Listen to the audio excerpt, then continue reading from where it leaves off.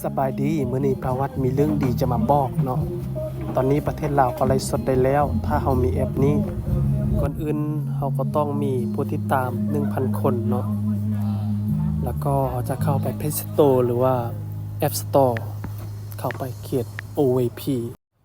Spider แล้วก็เฮาก็กดเข้าไปมันก็จะมีหน้าตาแบบนี้แล้วก็ถ้าผู้ใดยังบ่ดาวน์โหลดมันจะเป็นหน้าตาอันจะแม่นโอเพนเนาะแล้วก็ตอนนี้ค่อยก็โหลดมาแล้วก็เขาก็กดเข้าไปพอโหลดเข้ามาแล้วก็เข้าไป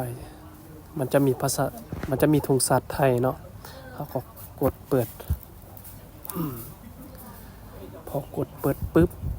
บางทีมันก็จะมีโฆษณาขึ้นมาเนาะเขาก็ท้าจนโฆษณาเบิดแล้วก็ออกจากแอป แล้วก็มาลบ TikTok เขาออกก่อนเราจึงเข้าไปใหม่พอเข้ามามันจะมีแบบมีไลค์ออกมาแบบคนไลฟ์สดหันจะเข้ามาเบิ่งนำกันเนาะบางคนไลฟ์สดหันสัญญาณก็ซ่าหน่อยนึงเนาะนี่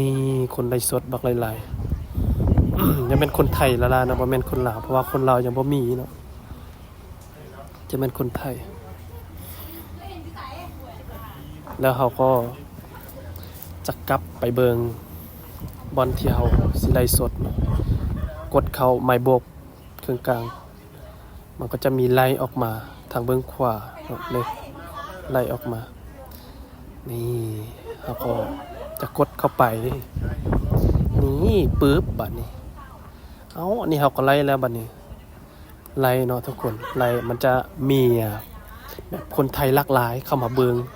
ถ้าคนลาวไลค์ก็จะเห็นคนลาวเนาะจังได๋ก็ขอบใจที่รับชมอย่าลืมกดไลค์กดแชร์ให้คนลาวรับรู้แล้วก็มาไลค์นำกัน